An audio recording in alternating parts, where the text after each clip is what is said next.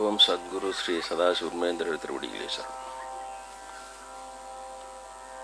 மேன்பர்களே,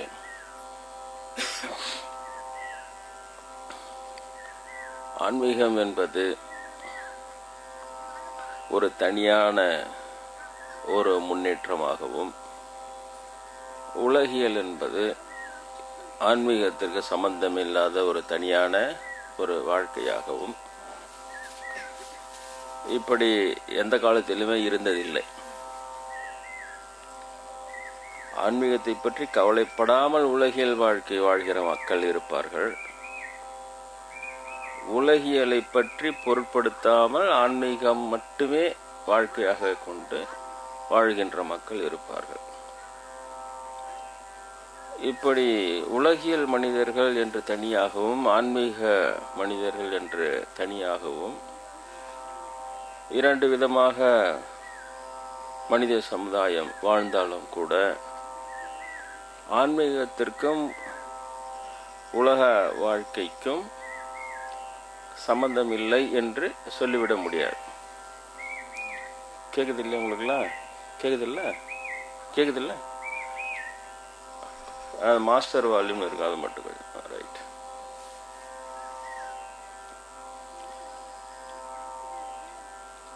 இப்படி உலகியல் வாழ்க்கை தனியாகவும், ஆன்மீக வாழ்க்கை தனியாகவும் என்று இரண்டு நிலைகள் இருந்ததே இல்லை. ஆன்மீக வாழ்க்கையில் முன்னேற விரும்புகிறவர்கள் உலகியல் வாழ்க்கையிலே சரியாக வாழ்ந்தால்தான் ஆன்மீகத்துறையில் முன்னேற முடியும். இந்த இடத்துல மீண்டும் சொல்கிறேன், ஆன்மீகத்துறையில் முன்னேற்றம் என்று சொல்லுவது பெரிய மடங்கள் கட்டி நிறைய ஜனங்கள் வரவழைத்து அது அல்ல. ஆன்மீக முன்னேற்றம் என்பது இறைவனோடு நமக்குள்ள தொடர்பு, அதிலே நமக்கு இருக்கின்ற அனுபவங்கள். வருது இல்லையா?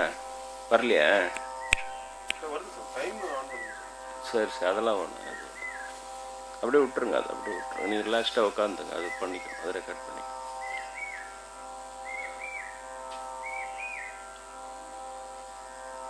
ஆன்மீக வாழ்க்கையிலே இருக்கிறவர்கள் உலகியல் வாழ்க்கையை உதாசீனமாக இருப்பார்கள். உலகியல் சமாச்சாரத்திலே அதிலே நாட்டம் என்பது அவர்களுக்கு உதாசீனமாக இருப்பார்கள். ஏனென்றால் அவர்கள் ஒரு உண்மை தெரிந்திருக்கும். தற்காலிகம் என்கின்ற ஒரு உண்மை அவர்களுக்கு புரிந்திருக்கும். இந்த உலகத்திலே நீ எவ்வளவு பெரிய வெற்றி ஈட்டினாலும், எவ்வளவு பெரிய புகழை ஈட்டினாலும், எவ்வளவு பெரிய செல்வத்தை ஈட்டினாலும், அதனால் கிடைக்கின்ற மகிழ்ச்சி என்பது அது வெறும் தற்காலிகம்தான் என்பதை நன்றாக தெரிந்து வைத்திருப்பார்கள். இப்பொழுது கூட உங்களுக்கு தத்துவார்த்தமாக புரியும், ஒப்புக்கொள்வீர்கள். ஆமாம், என்ன இருக்கிறது, ஆனால் என்ன செய்வது, இப்படித்தான் வாழ வேண்டும் என்று தத்துவ ரீதியாக ஒப்புக்கொள்ள முடியும். ஆனால் அவர்கள் ஆன்மீக ஞானியர்கள் புரிந்து வைத்திருக்கின்ற அளவிற்கு ஆழமாக உங்களுக்கு அது தெரிந்திருக்காது. அதுதான் வித்தியாசம். ஆழம்தான் வித்தியாசம், வேறு ஒன்றும் இல்லை. எல்லா உண்மைகளும் எல்லோருக்கும் தெரிந்துதான் இருக்கிறது. அதனுடைய ஆழம்தான் வித்தியாசம். இந்த ஆழத்தை எவ்வளவு தூரம் மனிதன் அதிகப்படுத்திக் கொள்கிறானோ அந்த அளவிற்கு அவனிடம் உண்மை என்பது ஆழமாக பதிந்திருக்கும். இதுதான் உண்மை. அப்படி ஆழமாக சென்று மிகவும் ஆழ்ந்து விட்டவர்களை ஆழ்வார்கள் என்று சொல்லுவார்கள், நாயன்மார்கள் என்று சொல்லுவார்கள். மிகப்பெரிய மகான்களாக அவர்கள் இருப்பார்கள்.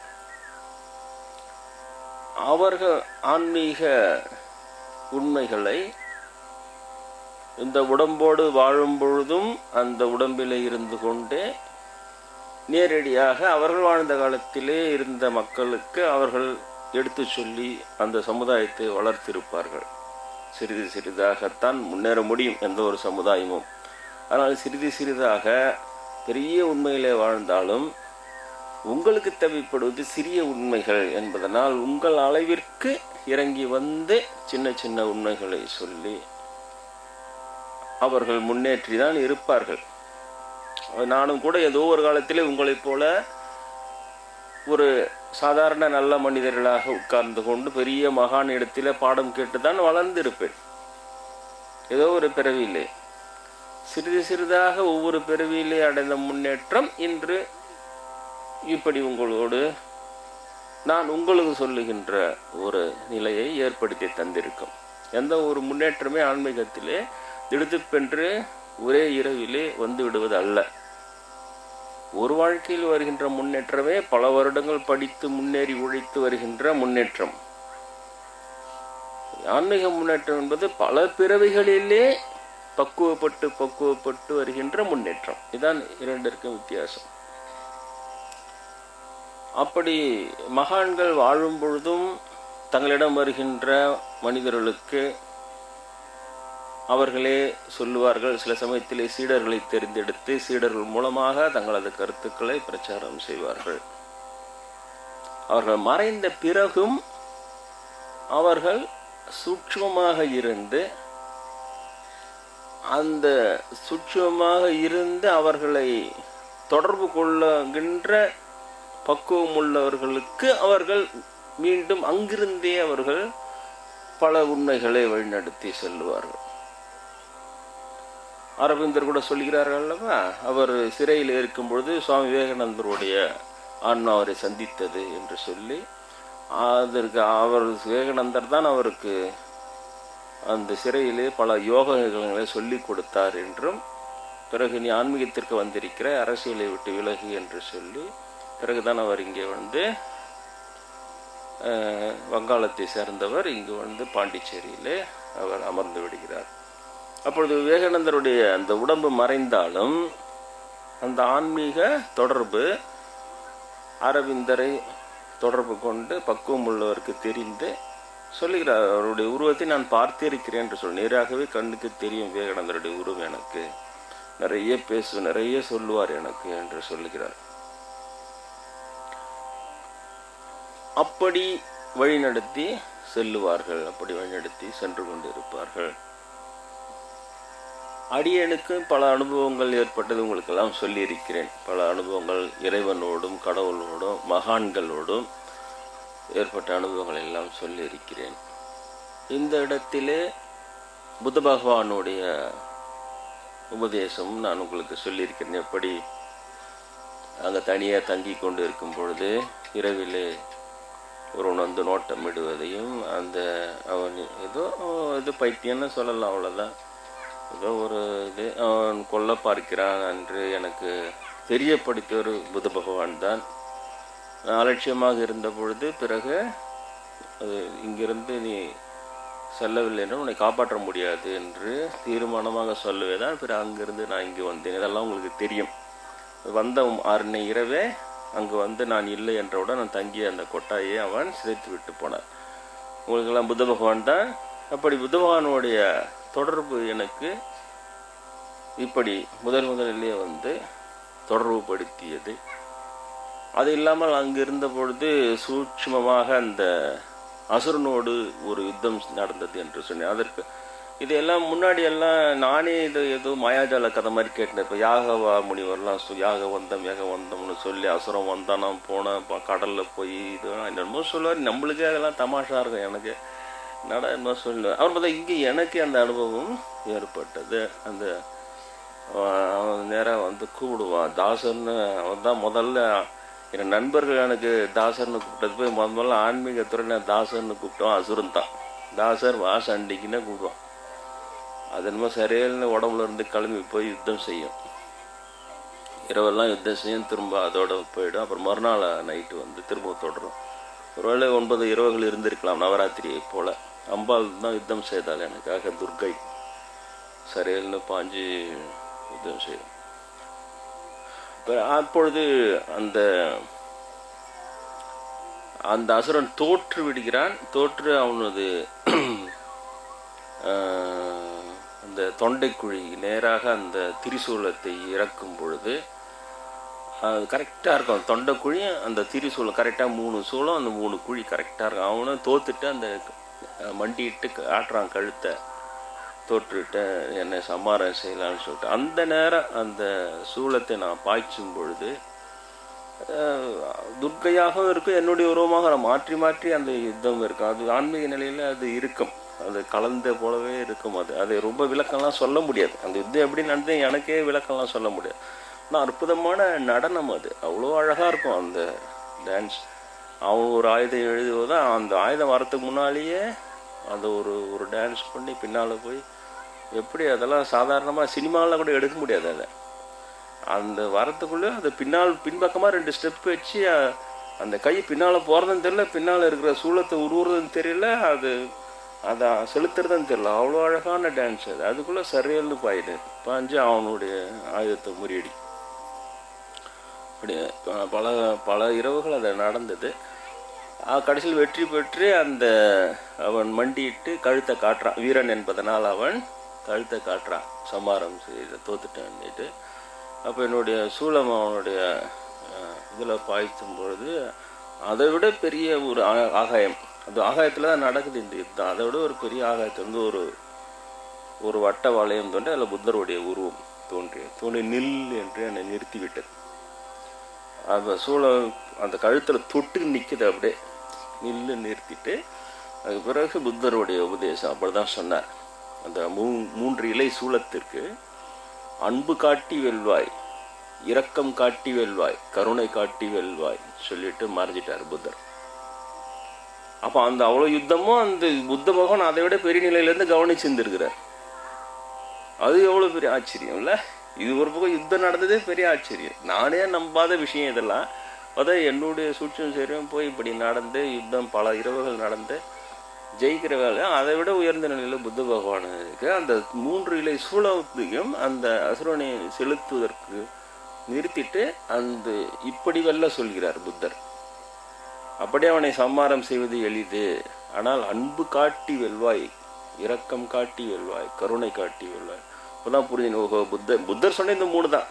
ஆனால் நான் புரிந்து கொண்டேன் இந்த 3 இலை மூவிலை சூலம் திரிசூலத்திற்கு புத்தர் சொல்லும் விளக்கம். ஒன்று அன்பு, இன்னொன்று இரக்கம், இன்னொன்று கருணை. இதை 3ஐத்தான் திரிசூலமாக இப்படி ஜெயிக்க சொல்லுகிறார் இல்லையா? இப்படி ஒரு உபதேசம் இந்த இடத்துல நடந்து, இந்த பேரில் நடந்தது. ஏதோ பழைய கதையை சொல்லலை நான். அதனால் அந்த மறைந்த புத்த பகவான் மறைந்து 2500 ஆண்டுகளுக்கு மேல் ஆகிவிட்டது. இயேசுபிரானுக்கு முந்தைய காலம் அவருடைய காலம்.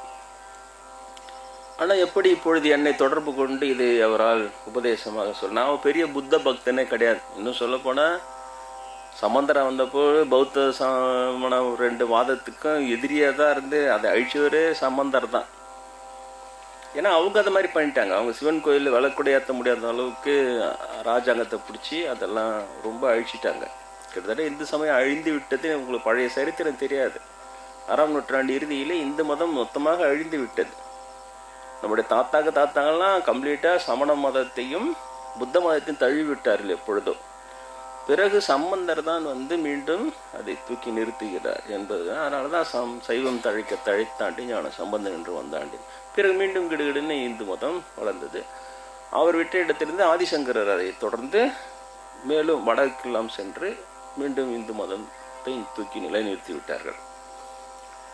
எனக்கு தனிப்பட்ட அபிப்பிராயம், சம்பந்தர் ஜாதியை ஒழித்து நிலைநிறுத்தினார். ஆனால் ஆதிசங்கரர் வர்ணாசிரமத்தை நியாயப்படுத்தி அந்த ஜாதி மடங்களை ஏற்படுத்தி விட்டார். அது எனக்கு ஒரு பெரிய வருத்தம். அவ்வளவுதான். ஜாதி அழிய முடியாமல் போய்விட்டது.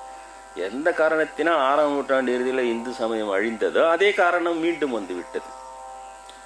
உடம்பு நல்லாக்கினே போகும்போது உடம்புக்கு பூஸ்டும் கொடுத்து கூட கிருமியும் கொடுத்த மாதிரி ஆகிப்போச்சு. இந்து மதம் தூக்கி நிறுத்தி கூட ஜாதியம் தூக்கி நிறுத்திட்ட உடனே சரியா போச்சு. இது நம்ம ஒன்றும் செய்ய முடியாது. எல்லாமே கடவுள் செயலும் போய் நேர்க்க வேண்டியது. அதெல்லாம் பெரியவங்க வேற, அவங்களாம் ரொம்ப பெரிய நிலையில் இருக்கிறாங்க. அது இதுன்னு இருப்பாங்க. அதனால் ரொம்ப தனிப்பட்ட முறையில் எனக்கு அது ஒரு இப்படி ஜாதியை நிலைநிறுத்திட்டு போயிட்டாங்கன்னா, சம்பந்தர் அரிஜனர் யாழ்ப்பாணரை ஐயரேன்னு கூப்பிட்றார் இல்லையா? ஐயரே அவர் வாழ்க அந்தனர்னு பாடினா கூட அது அந்த மதுரையில் அனல்வாதம் புனலாம் ஜெயிச்ச பிறகு எடுத்த உடனே ஒரு யாழ்ப்பாணரை தான் போகிறார். ஐயரே உமக்கு சிறைவன் அருள் செய்த விதம் அவ்வளோ உயர்ந்தது என்று சொல்றார். பல இடங்கள்ல ஐயரே என்றார், அவரு தான் ஐயர் என்றார். அந்தனர் என்பதற்கு அவர் தரும் பொருள் என்பது ஜாதிய பிறப்பை வைத்து இல்லை என்பது தெளிவாகிறது. அவருடைய சொந்த ஊருக்கு கூட்டின்னு போகிறார். யாழ்ப்பாணர் சொல்கிறார், இதுதான் பெருமானே நான் பிறந்த ஊர்னு சொல்கிறார். தங்களை பெறுவதற்கு இந்த ஊர் புண்ணியம் செய்திருக்க வேண்டும் ஐயரே என்றார். அங்கேயும் ஐயரே தங்களை பெறுவதற்கு இந்த ஊர் அர்ஜுனர் பிறப்பதற்கு ஒரு ஊர் புண்ணியம் செய்திருக்க வேண்டும்னு அந்தனரான சம்பந்தர் சொல்றார். இவ்வளவுலாம் இருக்கிறது. அவர்களை கட்டி தழுவி இவர்கள் சாட்சாத்து சிவனும் பார்வதியுமே தான் என்று அவர் அரவணைத்து செல்லுகிறார். திருநீலநக்கர அந்தனருடைய யாகத்திலே தனது நண்பர்னு சொல்றார். யாழ்ப்பாணர் எனது நண்பர், அவரை ஜாதியை வைத்து அவமானப்படுத்தி விட போகிறீர்கள் முன்னெச்சரிக்கை பண்றார். அவரும் அதை புரிந்து கொண்டு அவர்கள் யாகத்து பக்கத்துல படுக்கை கொடுத்து படுக்க வைக்கிறார். ஐயர் வீட்டு உள்ள கூட்டுன்னு போயிட்டு இவ்வளவு தூரம் அவர் ஒரு பக்கம் இந்து மதத்தை நிமித்தும் பொழுது சமஸ்கிருதத்தில் பாட சொன்னார். ஒரு வார்த்தையோட பாடலை, தமிழே போதும்னு சொல்லிட்டார். ஏன் பெருமானே தமிழ் தெரியும் அவர்களுக்கு. தமிழே பாடி இறைவனை பார்ப்பினால் தமிழர்கள் எழுந்து நிற்பாங்களே தவிர சமஸ்கிருதத்தில் பாடினா இப்போ திரும்ப இப்போ ஆதிசங்கர பாடின பாடலாம் நம்மளும் எங்கே ஞாபகம் இருக்குது. அதே சம்பந்தர் பாட்டிய தோடு உடைய செவ்வியன் பிரபலமாக இருக்குது இல்லையா, ரொம்ப அற்புதமாக இருக்குது. கோளறு திருப்பதிகம், நாள் என் செய்யும் வினைதான் என் செய்யும் அன்பர் என்பவருக்கு கோளறு பதிகம் எல்லாம் தமிழில் அற்புதமாக பாட்டு போயினே இருந்துட்டார். தமிழே சாலும்னு சொல்லிட்டார். உனக்கு சமஸ்கிருதம் தெரியாதுன்னாங்க. அதுக்கப்புறம் தான் சமஸ்கிருத பண்டிகர்கள் அவங்களுக்கு தெரியாத விளக்கம்லாம் சொல்லி புரிய வச்சார். சமஸ்கிருதமும் தெரியும் எனக்கு, ஆனால் இறைவனை உணர தமிழே போதும்னு சொல்லிட்டு போய்ட்டு தமிழே சாலும், தமிழ் அருமையானது அந்த நேரம் இருந்து சொல்கிறார். இவ்வளவே அச்சு தூக்கிப்பட்டார். ஆதிசங்கர் வந்த பிறகு திரும்ப சமஸ்கிருத மொழியாக வைத்து சமஸ்கிருத மொழியை தப்பாக சொல்கிறேன். காளிதாசனாக இருந்த பொழுது எனக்கு பெரும் புகழ் ஈட்டி தந்தது சமஸ்கிருதம் தான். அம்பாள் நான் வடக்கில் இருந்த எனக்கு எங்கே தமிழில் சினிமாவில் தமிழ் ஓமா போய் இறங்குது சிவாஜி மண்டையில், அது தனி. சினிமாவில் பார்த்தீங்கன்னா காளிதாஸ் அருள் போடுவாங்க, தமிழில் ஓமமாக போய் இறங்குது. ஏன்னா தமிழ் படம் தமிழர்கள் பார்க்குறாங்கன்னு. ஆனால் அந்த இலக்கியெல்லாம் சமஸ்கிருதம், வடமொழியில் தான் பெரும் புலவை. அர்ஜுன காளிதாஸ் இது தனி. இது எடுத்தோம்னா 2 மணி நேரம் 3 மணி நேரம் இல்லை திசை திரும்பிட போது எனக்கு பயமா இருக்குது. அதனால இதை போய் சமஸ்கிருத தண்ணி இவர் வருகிறாருன்றதோ அப்படிலாம் இல்லை. உண்மை எங்க இருக்குது? சம்பந்தர் காலத்துல ஏன் அழிந்தது இந்து மதம்? அழிந்த காரணத்தை பார்த்து அந்த காரணத்தை தூக்கி போட்டார். மொழி வெறியினால நீ சமஸ்கிருதம் தெரிஞ்சாதான் கடவுள்ன்றதை ஆகிட்ட தொட்டு பெரும்பான்மை ஜனம் ஒதுங்கிட்டாங்க. ஏன் சமஸ்கிருதம் தெரியாது, நம்மளுக்கு அதுக்கு வேலை இல்லைன்ட்டு ஒதுங்கிட்டாங்க. அங்கே சமணம் ஜெயனமாக சமஸ்கிருதம் ஒன்றாவது நீ வாழ் அன்பா இரு உயிர்களை இறக்கமாறு நல்லா இருக்குது போயிட்டாங்க. அதனால முதலாத்துக்கு ஒரு வாரம் வச்சார், தமிழிலே பாடினார் முழுக்க முழுக்க.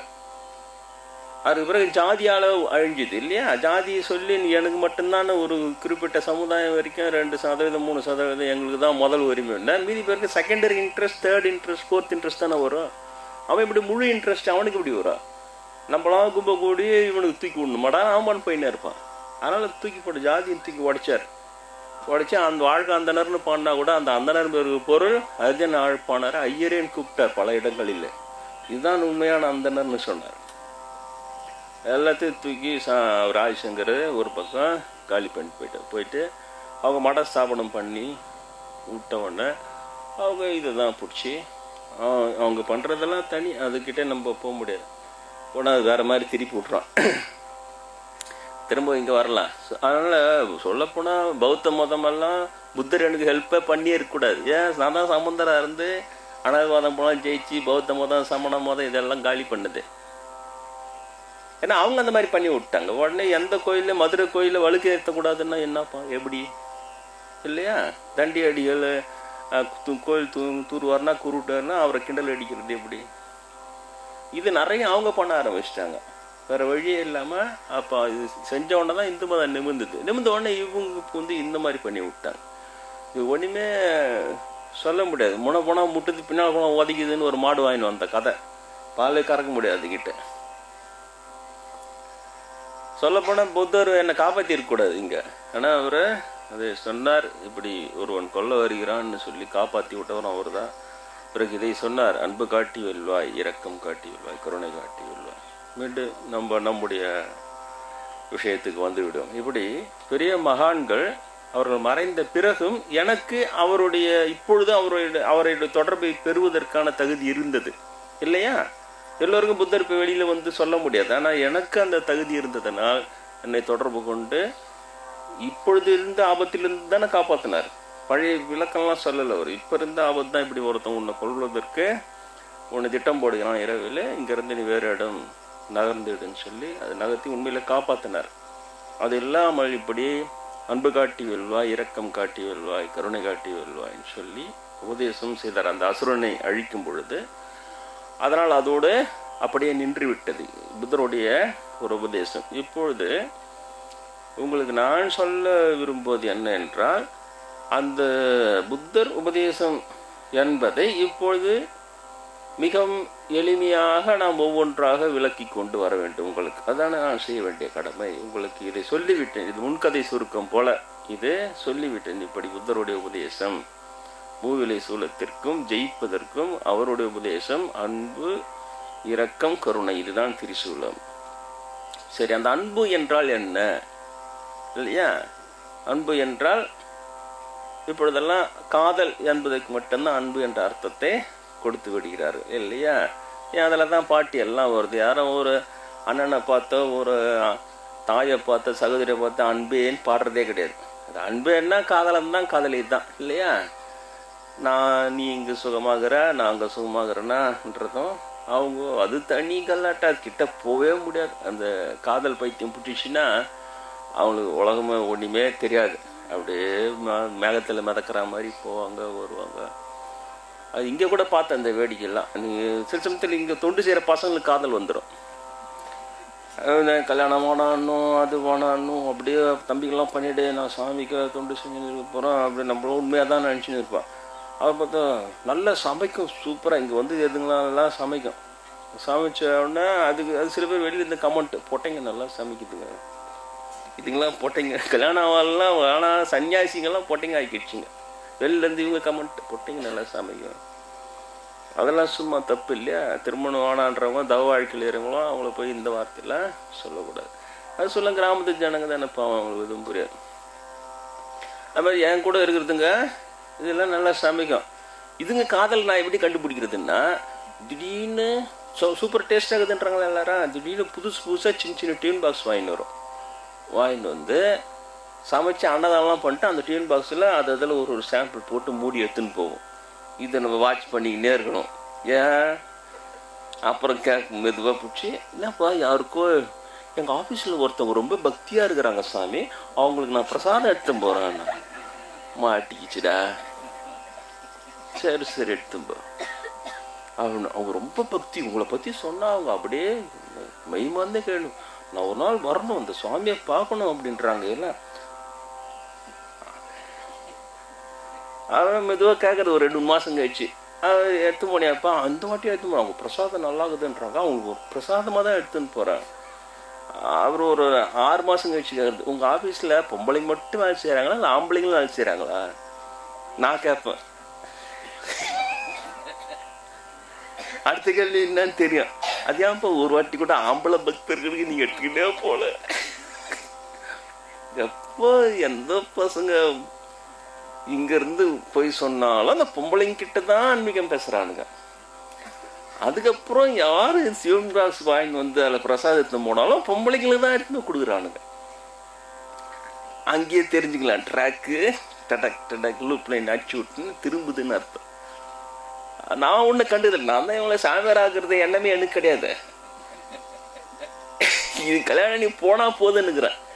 ஏன்னா அதுக்கு கரெக்டாக ஒரு 2 வருஷம் தான் நம்ம சோப்பு ஒன்றுனா சோப்பு வாங்கி வைக்கிதுங்க, காப்பி ஒன்றா காப்பி வாங்கி கொடுக்குது. 3ஆவது வருஷம் சீனியர் ஆகிட்ட ஒன்று நம்ம காப்பி ஓனோன்னா யாருன்னா கும்பலில் காப்பி கேட்டாங்களா பாரு, சாமி கேட்குறதுன்னு தெரியாது. அவங்களுக்கு கரண்டியில் எடுத்து மொண்டு சுட சுட எடுத்து போய் எல்லோரும் காப்பி கொடுத்து நல்ல பிள்ளைங்கன்னு நம்ம எல்லோரும் சாமி டீலில் விட்டுருவானுங்க. அவங்க தலைவலி எடுத்து உட்காந்து இருக்க வேண்டியதுதான். அதனால் நான் என்னோட லிமிட்டு 3 வருஷம் தான் ஒரு பையனுக்கு தொண்டுக்கு லிமிட்டு. அந்த 3 வருஷம் சின்சியராக செய்வான். 4வது வருஷம் கல்யாணம் பண்ணி தேத்தி விட்டுருந்தேன் அவனை. அதுக்கப்புறம் கும்பல் இங்கே வந்து உட்காந்துன்னு இந்த தொண்டுலாம் செய்யலாம். கேமரா ஆன் பண்ணிக்கின்னு கொடை வச்சுக்கின்னு அப்படி பண்ணிக்கின்னு அது ஒரு தனி தொண்டு. இது ஒரு தொண்டு தானே. என்ன பண்ண இது பேச்சுலர் தொண்டு செய்ய முடியாது. ஆனால் இதுங்க சில புடிவாதமாக இவங்க திடீர்னு அப்படியே எழுந்துருவாங்க. அவங்க வீட்டில் வர எண்ணெய் திட்டுவாங்க, பசங்களெல்லாம் கெடுத்து சாமியார் சன்னியாசியார் நம்மளுக்கு தான் தெரியுதுங்க, கல்யாணம் நீ போனால் போதுன்னு இருக்கும். அதையும் வாங்கி கேட்டு இதையும் வாங்கி கேட்டுன்னு இதுங்களையும் தெத்தி விட முடியாமல், ஏதோ பசங்க நல்ல பசங்க தான் பாவம், ரொம்ப கெட்டு போவாதுங்க. இதனால இதுங்க எப்படி கல்யாணம் பண்ணி வைக்கிறதுன்னு பார்த்தா, இந்த மாதிரி போவோம், புதுசாக டியூன் பாக்ஸ் வாங்கி அதில் சோறு போட்டு போனோன்னா எனக்கு ஒரே குஷியாகிடும். கொஞ்சம் நல்ல பையன், அழகாக அது போய் அந்த காதல் மயக்கம் அதில் போய் எடுத்துன்னு வந்துடும். அதுக்கப்புறம் ஒரு நாள் கிளாஸுக்கு கூட்டின்னு வருவார். அப்படி கூப்பிட்டு வந்து இவர் பைக்கிலேயே உட்கார வச்சு பத்திரமா இட்டுன்னு வருவார். அவர் தெரிஞ்சுக்கலாம். அப்புறம் கூப்பிட்டு சொல்லிட வேண்டியது, என்னப்பா இது ரொம்ப நாள் இப்படியே ஓட்டின்னு இருக்காத, ஒரு கல்யாணத்தை பண்ணினா உனக்கு ஞாத்தியம் கிளாஸில் நீ அலவுடு, அவங்களே கூட கல்யாணம் பண்ணிக்க, அது வேணாம். அது ஒன்று ஒரு குழப்பி கௌரவமாக வேற போச்சு. எல்லார்ட்டையும் நான் கல்யாணம் பண்ணி மட்டும் இவர் சாமியாராக போகிறாருன்னு வேறு நினச்சிட்டாங்க. இப்போ கல்யாணம் பண்ணிக்கினா எல்லாம் நம்ம மட்டமாக நினைப்பாங்க. ஒரு 2வது சாமியார் 3வது சாமியார்ன்ற மாதிரி ஒரு பேர் எடுத்துருவான். அதுக்கு பேரையும் காப்பாற்றிக்கணும். ஆனால் அந்த பொண்ணையும் விட முடியாது. என்ன செய்யறது, சிக்கல் மாட்டிப்பான். நான் ஜாலியாக உட்காந்து வேண்டி பார்த்து இருக்குது. இதை காவி கொடுக்கட்டுமா, அதெல்லாம் இருக்கட்ட சாமி கொஞ்சம் பொறுமை பார்த்துக்கலாம். ஒவ்வொரு ஒரு ரகம். ஒன்று ரொம்ப டாப்பில் இருந்தது ஒன்று, அதோடைய அநியாயம் காட்டிங்கன்னா அப்புறம் அந்த பொண்ணு எனக்கு மெயில் அனுப்பும், சாமி இந்த மாதிரி பல அனுப்பினாலும் உங்களுக்கு செகண்டு உங்களுக்கு ரைட் ஹேண்ட் மாதிரி இருந்தாருன்னு என்னை பைக்லலாம் கூட்டின்னு வந்தார். எனக்கு ஒரு புஸ்தகம் பரிசு கொடுத்தாரு, என் அன்பு தங்கைக்கு அப்படின்னு எழுதி பரிசு கொடுத்தாரு. அவ்வளோ அண்ணனாக நடந்துக்கிறாரா. அவர் தான் முதல்ல இப்படி பேக் பண்ணி எதுவுமே கொடுத்தாரு அந்த பொண்ணுக்கு. அதுக்கப்புறம் என்ன சொன்னார், அந்த புஸ்தகத்தை கொஞ்சம் கொடுக்குறியான்னு கேட்டாராம் ஒரு நாளா, ஒரு வருஷம் கழிச்சு. எதுக்கு அந்த புஸ்தகம்? இல்லை, நான் அன்பு தங்கைக்கும் தப்பாக எழுதிட்டேன்.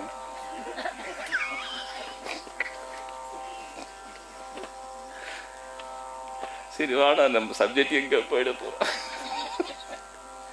இதெல்லாம் ஒன்று விதவிதமான கதைங்க வச்சுருக்கோம். அதுக்கப்புறம் நம்ம அடுத்த பசங்களை ரெடி பண்ணிட்டு வேண்டியதான். இப்போ இந்த பொடி பசங்களாம் இப்போ இருக்கிறானுங்கள்லாம், இப்போ இவங்களெலாம் கொஞ்சம் ட்ரைனிங் கொடுத்து வச்சுருக்கு. ஏன்னா இது எப்படி டாட்டா காட்டு கிளம்பிடும். அதனால் இந்த பசங்களுக்கு கொஞ்சம் சொல்லி கொடுத்துருப்பா, என்ன பண்ணேன் இது பண்ணால் க்ளோஸ் போன் பண்ணணும், இது பண்ணோம் அப்படின்னு. அந்த பசங்களுக்கு கொஞ்சம் நாள் தான். அதுங்க பெருசாக பாவம், அது வயசு அது கோளாறு. நம்ம என்ன பண்ணோம், ஆனால் நம்ம சொல் பேச்சு கேட்காதுங்க. சொல் பேச்சுன்னு முன்னாடியே கௌரவமாக கல்யாணம் பண்ணிக்கன்னா அது மட்டும் கேட்காதீங்க. நல்லா உழுந்து வாரி எல்லா பேர் கெடுத்துன்னு அப்புறம் எல்லாரும் சொல்லி, சாமி இந்த பையன் நல்லா பண்ணிச்சேன், இங்கே பார்த்தேன் இப்படி பண்ண அப்படி. அந்த பொண்ணு வேறு லப பொண்ணு எனக்கு அடிச்சு இவர் போட்டு பார்த்தா இவர் என்னை சும்மா விட மாட்டார் போகுது. இந்த மாதிரி பண்ணுறாரு, ஆஃபீஸில் ரொம்ப தொல்லை பண்ணுறாரு. அப்புறம் அவங்க வீட்டில் இருக்கிறவங்க கூப்பிட்டு முதல்ல கல்யாணம் பண்ணுவீங்க. அப்புறம் வேறு பொண்ணு தான் அதெல்லாம் சும்மா அதுவே வேணான். அப்புறம் வேறு பொண்ணு கல்யாணம் பண்ணி அது செட்டில் ஆகிடும் நிம்மதியாக. அப்புறம் எங்கன்னா ஒரு வருஷம் கூட 2 வருஷம் கூட வந்து பார்க்காதுங்க. அதுக்கப்புறம் சாமியை நான் கேட்டதா சொல்லி அனுப்புவாங்க. எங்கே போயிடுச்சு அது. ஒரு காதல் அன்புன்னு காதல். அதுக்கு வந்தேன். அந்த காதல் படுத்துகிற பாடு அது நம்ம அன்பர் கூட சொல்லுவார், நம்ம அற்புதமான முருகன் கூட சொல்லுவார், எங்கேயோ இருந்தாலும் எங்கேயோ எடுத்து போட்டுச்சு சாமி, அவர் தான் ரைட்டாக இருந்தார், லெஃப்டான ஆயிட்டாரு. சரி அது போட்டோம். இந்த அன்பு அப்படிங்கிறதுக்கு இது காதல் மட்டும்தானே அன்பு இல்லையா? அதனால தான் சம்பந்தர் இறைவனை பாடும் பொழுது காதலாகி கசிந்துன்னு பண்ணார். எடுத்துட காதல்ன்ற வார்த்தையை நேரடியாக உபயோகப்படுத்தினார். காதல்ன்றது இதாண்டா காதல்னு சொன்னார். இறைவன் மீது உள்ள காதல் தான். அதுதான் காதல் என்பதற்கு அந்த புனிதமான அர்த்தம் தான். அதுக்கு பிறகு அது ட்ராயிங் சுற்றி அப்புறம் வெளிநாட்டுக்காரன் போய் மாட்டிங்கன்னா அது வந்து வாலண்டைன்ஸ் டே காதல் இருந்து நம்ம கொண்டாடி ரைட். அது மாதிரி அபிசுமல் முருகன் வந்துட்டார். அபிசுமல் முருகன் தான் சொன்னார், எங்கேயோ இருந்தவரை எங்கேயோ விட்டுட்டு சாமி இருந்தார். என்ன காதல் பண்ண பாடு எழுத்தும் போய் எங்கேயோ விட்டுட்டு. சம்பந்தர் தான் இது காதலாகி கசிந்துன்னு அந்த உயர்ந்த பொருளே அது பாடி அது அவர் சொன்னார்.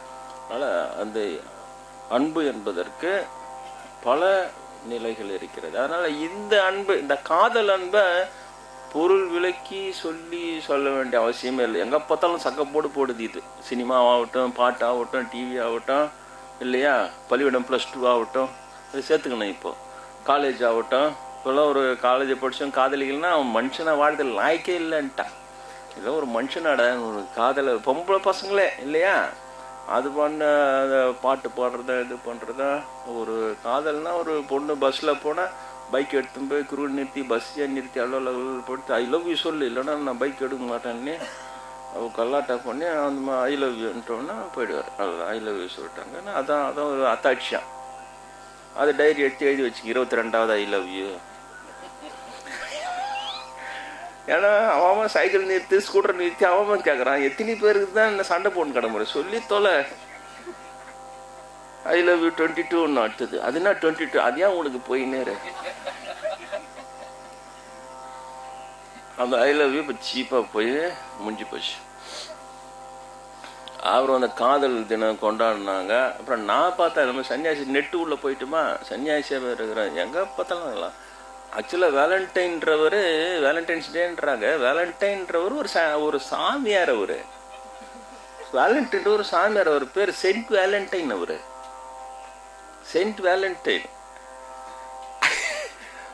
அந்த கிறிஸ்துவ சாமியார். அவர் அவ்வளோ அன்பானவரான். அதனால அவருடைய பிறந்த நாளை அன்பர்கள் தினமாக கொண்டாடினாங்க. நண்பர்களுக்கெல்லாம் வாழ்த்து சொல்லிக்கினாங்க. அவங்களுக்கு பிடித்த அன்பானவர்கள்லாம் பரிசு பொருளை அனுப்பி அப்படி வந்தது தான் வேலண்டைன்ஸ் டே. இன்னைக்கு போய் இதில் போய் பார்த்தீங்கன்னா இணையதளத்தில் விக்கிபீடியாவில் போய் பார்த்தீங்கன்னா வேலண்டைன்ஸ் டேன்னு போட்டால் அவன் எடுத்தோடனே தான் சொல்லுவான். அவர் ஃபோட்டோவை போட்டு சென்ட் வேலண்டைன் இருக்கும். அதில் சென்ட் வேலண்டைன்ஸ் டேவை இந்த பசங்க கச்சாமுச்சா காதல் எழுதினமாக்கி அதை 14ஆம் தேதி ஆனால் வீட்டை விட்டு வெளில வரணுமா, முதல் யார் எதிர்க்க வரான்னா அவனை காதலிச்சு தீரணுமா. இவர் வெளில வந்தாருன்னா ஒரு ஆயா வந்ததுன்னா இவன் என்ன பண்ணுவான்?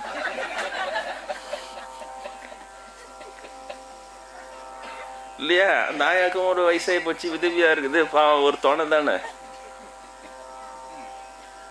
அது என்னென்னமோ பண்ணி விட்டானுங்க. அப்புறம் நானும் பார்த்தேன் இந்த வருஷம் இது இப்படியே ஓவர் கலெக்டாக பார்க்குது. இவங்க காதல் சொல்கிறதும் அவ்வளோ சொல்கிறதும் இவன் தான் அவன் தான்றதும் கஷ்டம். நானும் ஒன்று ஒரு பாட்டு பாடி ஏற்றிட்டேன். அதில் வேலன்ஸ் டே சாங் ஆஃப் ஏ சன்னியாசி சொல்லிட்டு ஏற்றிட்டேன். நெட்டில் இருக்குது. அதையும் கூட அப்பப்போ போடுவாங்க அந்த பாட்டு இல்லையா. காதல் என்பதை பற்றி காதல தினத்தை ஞான சம்பவம் தான் காதலை சொன்னான், கடவுளின் காதலே புனிதம் என்றான் நான் சொன்னேன். அப்புறம் சதை கதை காதலில் உயிரை விடுவீர், கடவுளின் காதலில் தோல்வி இல்லைன்னா பாடிக்கிறேன். யாரும் என்ன திட்டல இது வரைக்கும். நான் இந்த மாதிரி பாடுற காதலர் தினத்துக்கு நான் என்னென்ன பண்ண சொல்கிறேன். என்னெல்லாம் கொச்ச யாருமே தான் சொல்ல மாட்டான் ஒன்றுமே. அவங்க வீட்டு பிள்ளைங்கள்லாம் பாவங்க அது மட்டும் பத்திரமா காப்பாற்றி வச்சுக்கினா போதுமா.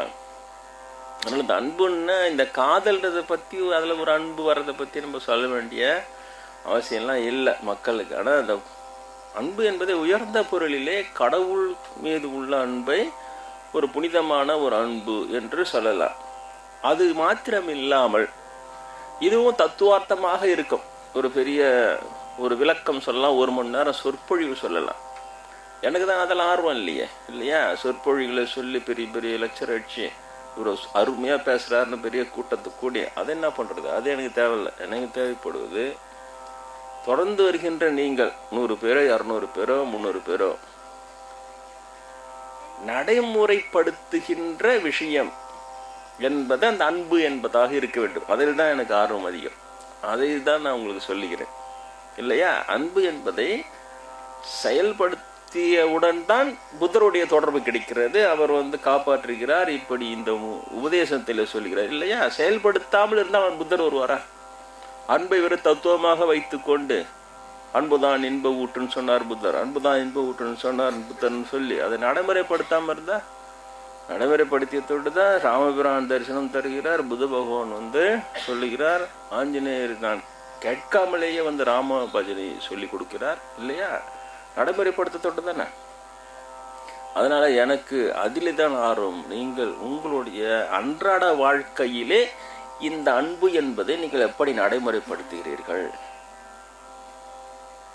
உங்களை பெரிய தியாகம் பண்ண சொல்ல போய் நாட்டுக்காக போய் அந்த எல்லையிலே போய் யுத்தம் செய்யுங்கள், உயிரை கொடுங்கள், அதெல்லாம் அது மாதிரிலாம் நான் சொல்லவே இல்லை இல்லையா. அன்பு தியாகம்ன்ற பேரில் உங்கள் சொத்தெல்லாம் விற்று எல்லாருக்கும் அன்னதானம் பண்ணிட்டு ஓட்டாண்டே ரோடில் பிச்சை எடுங்க, அதை நான் சொல்லலை. ஆனால் அன்றாட வாழ்க்கையிலே உங்களுடைய நடைமுறையிலே நீங்கள் வாழ்கின்ற சிறியவர்களாகட்டும் பெரியவர்களாகட்டும் இந்த அன்பு என்ற வார்த்தையை நீங்கள் எந்த அளவிற்கு நடைமுறைப்படுத்துகிறீர்கள், அதுதான் புத்தருடைய உபதேசம். அன்பு காட்டி வெல்லுவாய், இல்லையா? இதை பற்றி உங்களுக்கு சொல்லுவதற்கு தான் எனக்கு ஆர்வம் அதிகமாக இருக்குது. அதுதான் ஒரு 2-3 வாரங்களுக்கு முன்னால் சொன்னேன். நான் குழந்தைகளிடம் எப்படி அன்பாக இருப்பது என்பதை இறைவன் எனக்கு சொல்லி கொடுத்தேன். இங்கே வர்றதுக்கெல்லாம் முன்னால், காவிலாம் போகிறதுக்கு முன்னால் வீட்டில் இருந்தப்போ அதை பற்றி உங்களுக்கு சொல்லுகிறேன்னு சொன்னேன். அதுக்கு முன்னால் இந்த பெண்களுக்கு எதிரான கொடுமைகளை பற்றி சொன்னான். அது 2 வாரம் அதை சொல்லிவிட்டேன். அதுக்கேற்ற மாதிரி அது நிறைய பேப்பரில் இதை பற்றின சமாச்சாரம்லாம் வந்துக்கிட்டே இருந்தது. உயிரோடு கொளுத்திட்டாங்க, ஏசிட்டாங்க, அதை பண்ணிட்டாங்க, இதை பண்ணிட்டாங்கன்னு இன்னும் அது யூடியூப்லலாம் இவங்க ஏற்றலை. எதுனா கொஞ்சமாவது அது ஒரு 10-15 பேர் தான் பார்க்குறான். இருந்தாலும் அவங்களுக்காவது ஒரு உபதேசமாக இருக்கும். இந்த குழந்தைகளிடம் அன்பாக இருப்பது, உங்கள் குடும்பத்தில் அதுதானே இருக்கிறது. குழந்தைகள் இருக்கிறார்கள் உங்கள் குடும்பத்தை சுற்றி. குறைந்தபட்சம் குழந்தைகளிடம் அன்பு என்பது எப்படி இருந்தால்தான் பிறகு அந்த குழந்தைகளை ஒரு அன்பாக வளர்க்க வேண்டும், அவ்வளோதான். கடனை உடனே வாங்கி அதை ராஜா மாதிரி வளருன்னு சொல்லலை. ஆனால் அந்த குழந்தைகளை ஒரு கடுமையாக நடத்தாமல் நீங்கள் இருக்க வேண்டும். அதுதான் என்னுடைய வேண்டுகோள். அதுக்கு தான் என்னோட சொந்த அனுபவத்தை சொல்லுகிறேன்.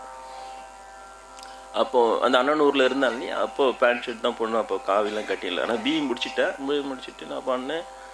ஜபம் பண்ணிங்கன்னா சாமிகளுடைய வகுப்பெல்லாம் கலந்து கொண்டு அந்த ஆன்மீகத்துக்கான முயற்சிகளில் தான் அப்போ இருந்தேன். அப்போது எங்கள் வீட்டில் ஒரு சின்னதாக பூஜை அறைன்னு ஒன்று ஒதுக்கி அந்த அறையில் தியானம் பண்ண, அந்த சாமி போட்டெல்லாம் இருக்கும், வச்சுருக்கோம். அன்னையார் அப்போ காலமாயிட்டாங்க. அப்போ இல்லை, வீட்டில் தந்தை இருந்தார், 2 தம்பிங்க, அவ்வளோதான் இருக்கிறோம். அப்போ பார்த்தா தம்பி அவன் எம்ஏ எம்எட் இங்கிலீஷ் லிட்ரேச்சர் படித்தான். நான் பிஇ படித்தான், அவன் எம்ஏ எம்எட் படித்தான் இங்கிலீஷ் லிட்ரேச்சரில். இப்போ தான் அதுக்கப்புறம் அரசாங்கத்தில் ஆசிரியர் வேலை கிடச்சி ஒரு பள்ளியில் வேலை செய்கிறான். அப்போ அவன் அப்போ தான் முடிச்சிருந்தான். வேலை இல்லாததோட்டு ஒரு தனியார் பள்ளியில் போயிட்டு அவன் ஒரு ஆசிரியராக அவன் வேலை செஞ்சுருந்தான். என்னுடைய பெரிய தம்பி இருக்கலே எங்கள் வீட்லேயும் அவன் தான் ரொம்ப காம் டைப், ரொம்ப அமைதியாக இருப்பான். எல்லாருக்கும் அவனை தான் ரொம்ப பிடிக்கும். நல்லா சகப்பாக இருப்பான். நல்லா கண்ணங்கரையில் இருப்பான். அவன் நல்லா சகப்பாக இருப்பான். எல்லாருக்கும் அவனை ரொம்ப பிடிக்கும். அந்த அளவுக்கு இருப்பான். ரொம்ப அமைதியாகவும் இருப்பான். நானாவது ஜோக் அடிப்பேன், சிரிப்பேன், எல்லாம் இது பண்ணிடுவேன். அதான் நல்லா ஃப்ரெண்ட்லியாக தான் இருப்போம். நான் ரொம்ப இதுவாக தான் இருப்பேன். நான் உட்காந்து ஒரு நாள் தியானம் பண்ணப்போ பார்த்தா என் முதுகில் யாரோ மடார்னு அடிக்கிற மாதிரி. கொஞ்ச நாளாகவே எனக்கு புரிஞ்சிக்க முடியல. அப்போ தியானம் பண்ணிட்டு அதை இதை பண்ணிட்டு அப்புறம் நான் இது ரொம்ப நாளாக இப்படி இருக்குது எனக்கு. அவனும் அங்கே கொஞ்ச நேரம் உட்காந்து தியானம் பண்ணிட்டு அவன் பள்ளியெடுத்து போயிடும்.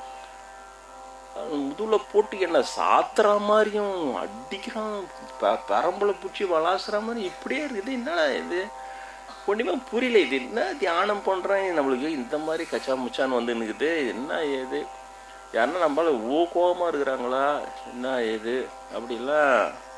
அப்போ ரொம்ப அனுபவம்லாம் இல்லை, இதுதான் இந்த மாதிரியான அனுபவம்லாம் இது ஒன்றுமே புரியாமல் இருந்தது. அப்புறம் ஒரு நாள் தியானத்தில் இது என்ன பகவானே இந்த மாதிரியே இருக்குது, இது என்ன என்னால் புரிஞ்சிக்க முடியல, நான் எதனா கடுமையாக நடந்துக்கிறேன்னா. அப்போ தான் ஆண்டவன் சொன்னான், உன் தம்பி இந்த மாதிரி தான் பள்ளிக்கூடத்தில் குழந்தைங்களை போட்டு சாத்துறான்.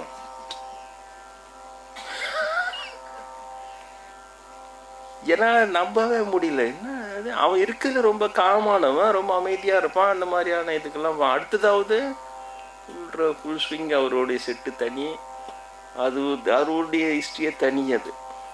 அது கிட்ட போக முடியாது. அரசியலிருந்து எல்லாம் ஒரு சதுர் வாங்கின்னு வருவார். அது மூத்தது கோழை காளைன்னுலாம் சொல்லுவாங்களா, அதை போல் அது தனி. அது சும்மா நான் ரோடில் நடந்து போகும்போது ஒரு சின்னதாக ஒரு துண்டு பேப்பர் கிழிஞ்சு போன துண்டு பேப்பர் கிடச்சிது.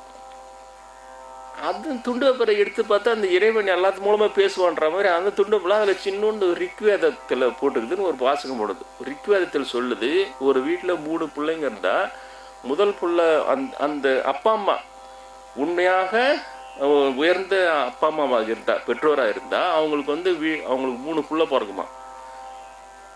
அதை வைத்து அவங்க தகுதியை சொல்லலாம். அந்த 3 புள்ளையில் முதல் புள்ள ஆன்மீகமாக இருக்கும், 2வது புள்ள விவசாயம் பார்க்கும், 3வது புள்ள ஊர் விவகாரத்துலலாம் சுற்றி சதுரு விளையாடணும். கரெக்டாகிறது எங்கள் வீட்டில். நான் மூத்த புள்ள, நான் இது மாதிரி சாமியார் ஆகிறேன். அவன் 2வது, அவன் அமைதியாக இருப்பான், அவர் உண்டு, அவன் விவசாயம் கூட பண்ணியிருந்தான் எங்கள் நிலத்துலலாம். அவன் 2வது போய் அவன் தான் எனக்கு அடுத்த பெரிய தம்பி இப்போ சொன்ன அவன். இந்த 3வது ஃபுல்லாக அரசியல் அது இது, அவருடைய செட்டே தனி போட்டு நவுத்துறது ஒதிக்கிறது அதெல்லாம் அடி தடி மண்ணை, அது ஒரு பக்கம். ஆனால் அது நியாயமாக தான் ஆச்சுன்னு என்கிட்ட வந்து சொல்லுவார் எல்லா கதையும். நீ இன்னும் சொல்கிற இப்படி நாங்கள் ஒதிக்கலன்னா இன்றைக்கி அந்த கல்யாணமாக நடந்திருக்காது. அங்கே போய் கத்தி வச்சு ரவுடி தானே பண்ணிக்கிறாங்க வெளியூரில் இருந்து. நான் அன்றைக்கி சொன்னல பட்டரவாக்கம் ரவுடி வந்து அது ஒரு கல்யாணத்தையும் நாங்கள் அகஸ்மாத்தாக போனால் ஃபுல்லாக இவங்க கத்தி வச்சுன்னு அந்த கல்யாணத்தை எல்லாம் பூந்து உதன்னு வச்சு தெருத்துனோன்னா மறுநாள் ஒழுங்காக கல்யாணம் நடந்து. நான் அப்போ தான் போயிருந்தேங்க தந்தையாரோட இதுக்கு. அதுக்கு அது மாதிரி அந்த பொண்ணு பிள்ளை காலில் வந்து இவருக்கு நன்றி சொல்கிறாங்க. இவருக்கு பெரிய மனுஷன் பாரு, நீங்கள் இல்லைன்னா அந்த கல்யாணம் எங்கள் கல்யாணம் நடந்திருக்காது. நான் என் கண்ணு எதிர்க்கே பார்த்தேன். இவர் அடி தட்டியில் நியாயம் பண்ணுறவரும் அவர். அது தனி, அவன் தனி, அது கிட்டே போகவே முடியாது. அது இந்த 2வது இவன் வந்து ரொம்ப அமைதியான டைப்பு. என்னால் நம்பவே முடியல. ஏன்னா இந்த மாதிரி. அப்புறம் அன்றைக்கி சாயந்தரம் வந்தான் நான் கேட்டேன், என்னடா நீ வந்து ஸ்கூலில் பசங்களை போட்டு பிடிச்சி சாத்தியான்? ஆமாம், உனக்கு எப்படி தெரியும்ன்றான். ஏன்னா நம்பவே முடியல. உண்மையில அப்படியே அதை போட்டு பரம்பல் எடுத்து. ஐயோ நீ வேற, எனக்கே ரொம்ப வருத்தமாக இருக்கும். இல்லைன்னா அவங்க அப்பா அம்மா வந்து சண்டை போடுவாங்களாம், என் பிள்ளைய அடிக்க மாட்டேற நீங்கள், அது வந்து படிக்க மாட்டேன், நீங்கள் நல்லா உதைக்க மாட்டேங்கன்னா அவங்க எதிர்க்கு நான் சாத்து சொல்லுவாங்களாம். பிடிச்சி சாத்து அவனே சொல்லுவான் மாதிரி. ஆனால் நம்மளே ரொம்ப பாவமாக வரும், நம்மளாம் நல்லா போட்டு உதைப்பா. அதுக்கப்புறம் திரும்ப அழுதினே வந்து நம்ம கிட்ட சார்னு வந்து அதுங்க குழந்தைங்களா இருக்கும் வந்து நல்லா பேசணும். அப்போதான் சொன்னேன், இது வந்து தப்பு, இப்படி அடிக்கிறது உங்களுக்கு நியாயமாக பண்ணலாம். பள்ளியிடத்தில் சேர்த்தாச்சு, உன்னை அடிக்கிற படிக்க வைக்கிற எல்லாம். ஆனால் ஆண்டவனுக்கு இது தப்பாக படுது. நான் இல்லைன்னா ஏன் உன்னை கேட்குறேன் இல்லையா? எனக்கு தெரியப்படுத்தி நான் உன்னை கேட்குறேன். இது நீ சரியாக இருந்தால் ஆண்டவன் ஏன் இதை எனக்கு காட்ட போகிறான்? இப்படி தான் உன் தம்பி அடிக்கிறான், இதோடு விட்டுட்டு நீ அந்த மாதிரி இந்த அடிக்கிற வேலைலாம் வச்சுக்காதையா. அந்த அப்போ தான் எனக்கு புரிஞ்சுது எல்லாமே. தியானத்தில் பார்த்தா என்ன பண்ணுறதுன்னு தெரியாமல் அலற அந்த குழந்தைங்களுக்கு எதுவுமே தெரியாது. குழந்தைங்களுக்கு நீங்கள் வந்து கண்டிக்கிறது ஏன் கண்டிக்கிறீங்கன்றது அதுக்கு புரியணும். புரிய வைக்கிற அளவுக்கு நீங்கள் கண்டிக்கணும்.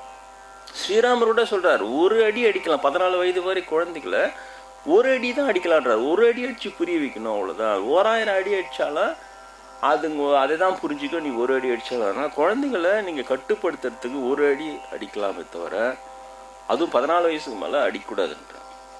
அப்போ அந்த போட்டு அந்த சாத்தன் பள்ளிக்கூடத்தில் இன்னை வரைக்கும் அது அவங்களுக்கு நியாயமாக படலாம். ஆனால் அதை தான் அவங்களுக்கு சொல்ல வந்தேன். இறைவனின் பார்வையில் அது நியாயமாக படவில்லை.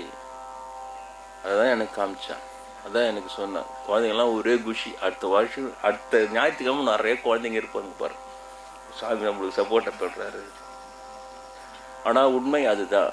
அதை போல் சாத்துன்னு சாத்துறது ஏற்றுக்கொள்ளப்பட முடியாது. அந்த குழந்தைங்க என்ன செய்யுதுன்னு தெரியாமல் அலறும் போது அது ஆண்டவனுக்கு போய் சேருது. குழந்தை தெய்வம் ஒன்றுன்றாதுங்க, ஒன்றுன்னு தெரியல, தப்பு தான் செய்யுது. ஆனால் தப்பு செஞ்சது தப்பு, அதுக்காக அடிக்கிறாங்கன்னு தெரியல. அதுக்கு பயப்படும், அலறும், ஆனால் அதுக்கு புரியாது. அதுக்கு புரிய வைக்கிற திறமை உனக்கு இல்லை, அதுதான் உண்மை. அந்த குழந்தையின் தவறை புரிய வைத்து அதை திருத்துகின்ற திறமை உனக்கு இல்லாத தொட்டு உன் திறமை என்னைக்கு அந்த குழந்தைய அடிக்கிற. இதுதான் உண்மை. இது யார் ஒன்றா சொல்லட்டும், எந்த நாட்டில் ஒன்றா இருக்கட்டும், யார் ஒன்றா இருக்கட்டும், இதுதான் உண்மை. குழந்தைகளை அப்படி அலற அடிப்பது இறைவனால் ஏற்றுக்கொள்ளப்படவே முடியாத ஒரு விஷயம்.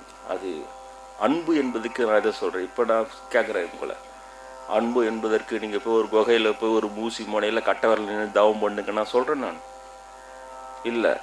அன்பு என்பதற்கு நீங்கள் போய் யுத்த முனையில் போய் நாட்டுக்காக உயிர் தியாகம் செய்யுங்கன்னு அதையும் சொல்லலை. சொத்தெல்லாம் விற்றுட்டு அன்னதானம் பண்ணி அன்பு காட்டுங்கன்னு சொல்லவே இல்லை. நான் சொல்கின்ற அன்பு சாத்தியமான அன்பு தான் சொல்கிறேன். உங்ககிட்ட உங்களால் முடியும், சாத்தியமுள்ள அன்பு தான் சொல்கிறேன். அதை செய்யாதீர்கள். அதுக்காக தான் சொல்ல வந்தேன். இவ்வளோ கதையாக புத்தர்கிட்ட இருந்து ஆரம்பித்து சொல்லணும் வந்தேன்னா, இறைவனின் பார்வையில் அந்த குழந்தைகளை அலற அலற அடிப்பது ஏற்றுக்கொள்ள முடியாது. நிறைய பள்ளிக்கூடங்கள் இதை செய்கின்றன, இன்றைக்கும் தவறு செய்கின்றன. அவை உங்களால் முடிந்தால் சொல்லுங்கள். நீங்களும் தயவுசெய்து என் பசங்களை திருத்துக்க சாத்துங்கலாம் அதெல்லாம் சொல்லாதீங்க. உங்களுக்கு திறமையை வளர்த்து கொள்ளுங்கள். குழந்தைக்கு புரிய வைக்கும் திறமை உங்களுக்கு குறைவாக இருக்கிறது. அதனால் உங்களுடைய திறமையின்மையினால் குழந்தைங்களை போட்டு அடிச்சிடுறீங்க. அதுதான் உண்மை. இதுதான் நான் 2-3 வாரமாக நான் சொல்ல வந்தேன். ஆனால் இறைவன் பெண்கள் கொடுமை அதிகமாக இருப்பானோ அதை சொல்ல வைத்தான். அதெல்லாம் சொல்லி திரும்ப இப்போ தான் எனக்கு அது கூட 7 போது இருந்தாலும் பரவாயில்ல, இதை கொஞ்சம் சொல்லலான்ட்டு தான் அவ்வளோ விளக்கமாக சொல்லி கொண்டு வருகிறேன்.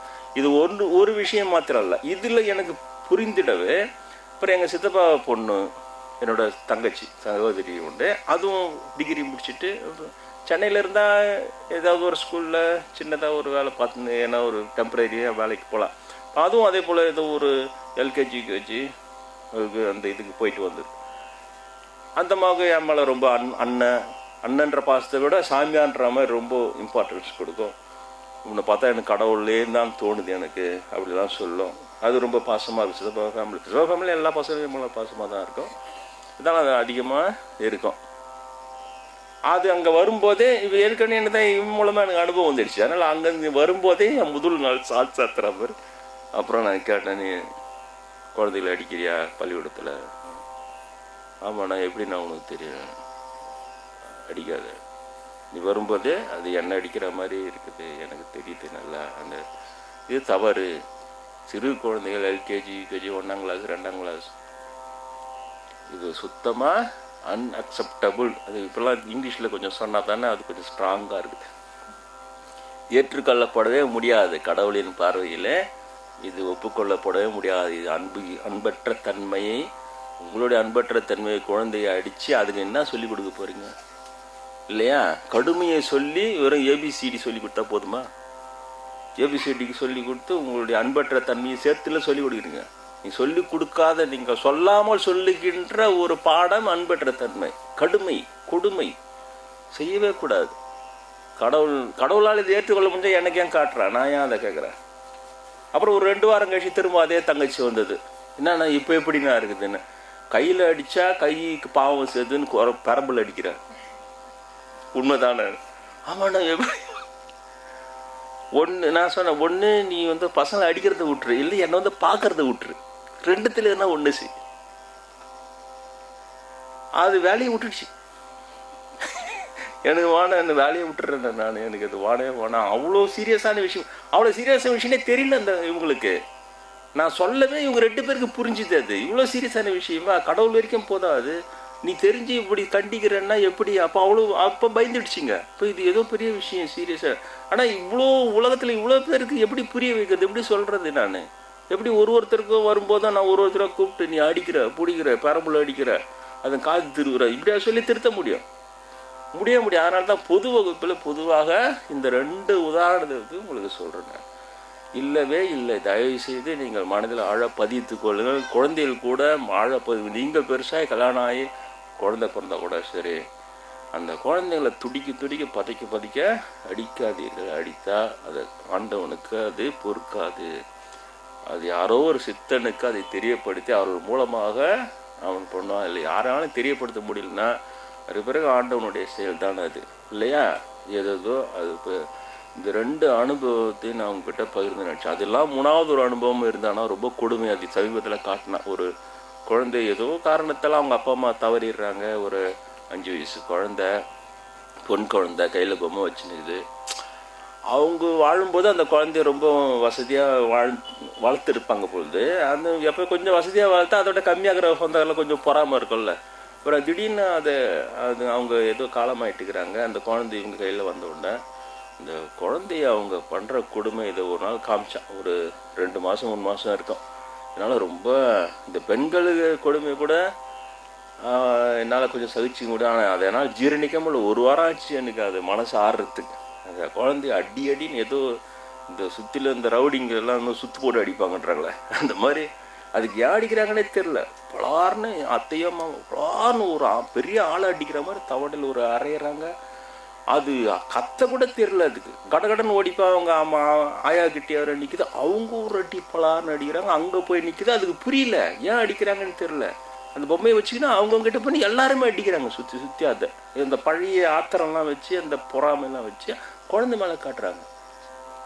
என்னால் ஜீரணிக்க முடியல. பகவான்கிட்ட நான் அது வரைக்கும் அந்த கர்ஸோ மற்ற இதுவெல்லாம் நான் கேட்க மாட்டேன். ஆனால் அதை ஒன்று தான் கேட்டேன், பகவானே இந்த கூட்டம் உயிரோடு இருக்கணுமா, இன்னும் இந்த உலகத்தில் வாழணுமா? இப்படி ஒரு கொடூரமான ஒரு குழந்தை மேலே இப்படி ஒரு கொடூரத்தை அடுத்த இது ஜென்மங்கள், அது மனுஷங்களா இவங்க, மனுஷங்கன்னு இவங்க கூட வாழறாங்களே விட்டு நான் பகவான்கிட்ட அவ்வளோ வேண்டிக்கினேன். ஒரு வாரம் ஆச்சு எனக்கு மனசாரத்துக்கு. இது இவன் காரணம் எந்த ஊர்லன்னு தெரில, எங்கன்னு தெரில.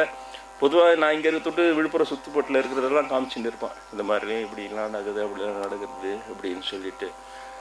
இது நிறைய கொடுமையில் தான் காட்டுறான் பகவான். நான் என்ன செய்யுது இல்லையா? நானே எவ்வளோ கேட்டு பார்த்துட்டேன் இல்லையா, நான் காட்டாத நான் என்ன செய்யுது என்ன. ஆனால் என்னாலே ஒன்றும் செய்ய முடியல. அங்கே நான் அண்ணனூரில் இருக்கிற அந்த பட்டரவாக்க ஏரியா அந்த சமாச்சாரம்லாம் காட்டியிருந்தேன். இங்கே வந்துட்டு ஒன்று இங்கே சுற்றியே இதை தான் காட்டுறான். அங்கேயும் அந்த சமீபத்தில் அந்த குழந்தை பட்ட அந்த துன்பம் இன்னும் என்னாச்சுன்னு தெரியல. அந்த குழந்தை அப்படியே அதை முடிச்சிடறான். அப்படியே டக்குன்னு அதை பாதி சொல்ல மீதி என்ன மாதிரி தொடர்கதை மாதிரி டப்பு முடிச்சிடறான். அதுக்கப்புறம் அதை காட்டுறதில்ல. ஆனால் என்னால் ஜீரணிக்க முடியல. இப்படி கூட மனிதர்கள் இருப்பார்களா? இந்த மாதிரி ஒரு குழந்தை, தாய் தந்தை இல்லாத குழந்தை இந்த மாதிரி அடித்து அவங்க ஆத்திரத்தை ஒரு தெருவே வேடிக்கை பார்க்குது. இந்த தெருவில் அடிக்கா அந்த தெருவே கம்முன்னு போயின்னு இழுத்து அந்த ஒரு ஆயா. அப்புறம் அங்கே இருக்கிற ஒருத்தன் மூலமாக நான் அதை கேட்டேன், ஏன் இப்படி இந்த குழந்தைய அப்படி அடிக்கிறேன்னு கேட்டால், அவனை அடிக்கிறதுக்கு கூடியாந்து அவனை அடிக்கிறதுக்கு கூடியாந்து கை இருந்து குச்சி அதோட அது சீன் மறைஞ்சி போச்சு. அது என்னாச்சுன்னு தெரியல, அப்படியே நின்று போச்சு. ஆனால் எனக்கு ரொம்ப அதை ஜீரணிக்க முடியல. என்னால் நினச்சி கூட பார்க்க முடியல, இப்படிலாம் இருப்பாங்க ஜனங்க.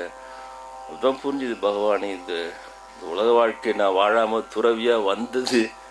நான் இப்போ ரொம்ப சந்தோஷப்படுறேன். வனாண்டா சாமி, இது இப்படி கடவுளை காட்சியில் தெரியுற இதையே ஜீரணிக்க முடியல நம்மளால். நேரடியாக இதில் நடுவில் வாழ்ந்து நம்மளும் வானான்னு சொல்லிட்டு ரொம்ப இதுவார் தான். நீங்களாம் நல்லவங்க. அந்த அளவுக்குலாம் இவ்வளோ கொடுமையெல்லாம் உங்களுக்கே ஜீரணிக்க முடியாது, அந்த அளவுக்குலாம் இல்லை. இருந்தாலும் நீங்கள் இதை தெரிந்து கொள்ள வேண்டும். அதை தான் நான் விரும்புகிறேன். இது நீங்கள் நியாயமாக நினைக்கிற இந்த மாதிரி பசங்களை அந்த ஸ்கூலில் அடிக்கிறதும் வாதியாருங்க, அவங்கள அடிக்கிறதுக்கு என்கரேஜ் பண்ணுற பெற்றோர்கள் எல்லாம் அடி வச்சு சொல்லி கொடுன்றதும் நோ. தயவு செய்து அதோடு நிறுத்திடுங்க. பசங்களை திருத்துவதற்கு ஒரு சின்னதாக அதட்டலாம், இது பண்ணலாம், அதுவே பயந்துடும் குழந்தைங்க. அதுவே எதிர்க்க பண்ணும்போது அதே என்னால் கொஞ்சம் ஜீரணிக்க முடியாது. சில பெற்றோர்கள் அந்த குழந்தைங்களை எதிர்க்க கண்டிக்கும் போது அந்த குழந்தைங்க முகம் மாறும்போதே எனக்கு அதுவே சங்கடமாக சமாளிக்க முடியல. அதுவே என்னால் முடியல சில சமயத்தில். ஆனால் அதை செய்யணும். ராமர் சொல்கிறாருன்னா, பசங்க கெட்டு போயிடும், பசங்களை கண்டித்து திருத்த வேண்டும்.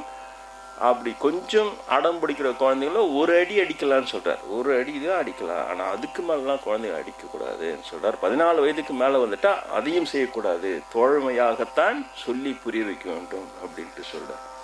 அதனால் கொஞ்சம் தயவுசெய்து இன்றைய பாடமாக இதை எடுத்துக்கொள்ளுங்கள். இது எவ்வளோ வருஷம் முன்னால் நடந்தது தான். அது திடீர்னு எனக்கு சொல்லணும்னு தோணுச்சு. உங்களுக்கிட்டே நான் சொல்லிட்டேன். அன்பு, மீண்டும் சொல்கிறேன், புத்தர் சொன்ன அந்த அன்பு காட்டியுள்ளோ, இரக்கம் காட்டியுள்ள, கருணை காட்டியுள்ளோ என்பது வெறும் தத்துவமார்த்தமாக மட்டும் அதை வைத்துக் கொள்ளாதீர்கள். அதுக்காக தான் சொல்ல, அந்த அன்பு என்பதும் இரக்கம் என்பதும் கருணை என்பதும் உங்களுக்கு நடைமுறைப்படுத்துவதற்கு வாய்ப்பு இருக்கிறது. அந்த ஒரு குழந்தையிட அன்பாக நடப்பதற்கும், தவறு செய்தாலும் இரக்கத்தோடும் அதற்கு எடுத்து சொல்லி புரிய வைப்பதற்கும், அதனிடம் கருணையாக நடந்துகளும் வாய்ப்பு இருக்கிறது. அந்த வாய்ப்பை பயன்படுத்துங்கள். நீங்கள் பெரிய புத்தரளவு கருணை, புத்தர் அந்த புறாவை காப்பாற்ற சிபி சக்கரவர்த்தி தன்னுடைய தொடையினுடைய சதியை அறுத்து கொடுத்து காப்பாற்றினா இல்லையா? அன்பு அவ்வளோலாம் நான் கேட்கவே இல்லை. உங்களை அவ்வளோ பெரிய அன்புக்கிட்ட போங்கன்னு சொல்லவே இல்லை. ஆனால் ஆரம்பமாக இங்கே தான் ஆரம்பிக்கணும். உங்கள் அன்றாட வாழ்க்கையிலே உங்களுடைய குடும்பத்தினர், உங்கள் குழந்தைகள், உங்களுடைய மனைவி மக்கள், உங்களுடைய கணவன்மார், உங்களுடைய குடும்பத்தை சேர்ந்த அனைவரும், மாமன் மாமி இல்லையா, அத்தை நாத்தனார், மருமக மாமியார், மாமனார், எல்லாத்தையும் சொல்கிறேன். அந்த ஒரு குடும்பம் உங்களுக்கு ஒரு பரிசோதனை கூடமாக இறைவன் கொடுத்துருக்கிறான். ஒரு சாம்பிள் மாதிரி, சாம்பிள் சப்புன்னு வாங்கி பிடிச்சிட்டு நல்லா இருக்குதுன்னா மேஜர் வாங்குறீங்க. இறைவன் உங்களை சாம்பிள் பார்த்து விட்டு வச்சுக்கிறான். ஒரு குடும்பம் கொடுத்து வச்சுக்கிறான். அன்புதான் இன்ப ஊற்று, அன்பே சிவம்னு சொன்னா போதாது. அந்த அன்பு இந்த குடும்பத்திலே நீ அந்த சாம்பிள் மாதிரி இந்த குடும்பத்திலே நீ ஜெயித்து காட்டு. இந்த குடும்பத்தில் இருக்கிற மனைவி மக்கள் இவர்களிடம் நீ அன்பாக வாழ்ந்து ஜெயித்து காட்டு, பிறகு பெரிய அன்பிற்கு வரலாம். இதுதான் நான் உங்களுக்கு சொல்ல விரும்புவது. உங்களுடைய குடும்ப வாழ்க்கையிலேயே, உங்களுடைய உலக வாழ்க்கையிலே, அன்றாட வாழ்க்கையிலேயே இப்படி ஒரு சின்ன சின்ன அளவிலே இரக்கமற்றும் அன்பற்றும் நீங்கள் நடந்து கொண்டீர்கள். ஆனால் நடந்து கொள்வீர்கள், இல்லைன்னு என்னால் சொல்ல முடியாது. சின்ன சின்னதானா, ஆனால் தயவு செய்து அந்த சின்ன சின்ன இரக்கமற்ற தன்மைகளை, சின்ன சின்ன கருணையற்ற தன்மைகள், சின்ன சின்ன அன்பற்ற தன்மைகள், அது வார்த்தையால் இருக்கலாம், இல்லை செய்கையால் இருக்கலாம். தயவு செய்து அதை திருத்தி கொள்ளுங்கள். திருத்தி கொண்டால் பிறகுதான் நீங்கள் அந்த வகுப்பிற்கு கலந்து கொள்வதும், புத்தரிடம் நான் கற்ற பாடத்தை உங்களுக்கு நான் சொல்லிக் கொடுப்பதும், இது எனக்கும் பயனுள்ளதாக இருக்கும், உங்களுக்கும் இது பயனுள்ளதாக இருக்கும். அதை நீங்கள் செயல்படுத்திட்டா அதை விட சந்தோஷப்படுறோம். நான் தான் முதல் மனிதனாக இருப்பேன். பெரிய சந்தோஷமாக இருக்கும், எனக்கு பெரிய வெற்றியாக இருக்கும். இவர்கள் இந்த வகுப்பில் கலந்து கொள்வதனால் இவர்களுக்கு நாம் சொல்லுகின்ற அந்த பாடங்கள் உபயோகப்பட்டிருக்கிறது என்று எனக்கு அந்த சந்தோஷம்தான். வேறு விதமான அதெல்லாம் கிடையாது. பெரிய சாமியார பிரபலமாகணும், அப்படியே உலகத்துக்கு உபதேசம் பண்ணணும். ஒரு காலத்தில் இருந்துக்கலாம், வேணதெல்லாம் படித்தப்போல நம்மளும் நிறைய பிரச்சாரம் பண்ணலாம் வந்தது. ஆனால் இப்போ அதெல்லாம் தெரிஞ்சு போச்சு. அது என்ன பிரச்சாரம் பண்ணான்னா பண்ணலன்னா என்ன, ஒரே ஒரு சின்னதாக ஒரு நகர்த்தி சிறிது திருத்த முடிந்தால் அது எனக்கு பெரிய வெற்றியாக, பெரிய சந்தோஷமாக நான் எடுத்துக்கொள்வேன். இதை மனதிலே வைத்துக் கொள்ளுங்கள். வழக்கு போல ரமண மகிழ்ச்சி.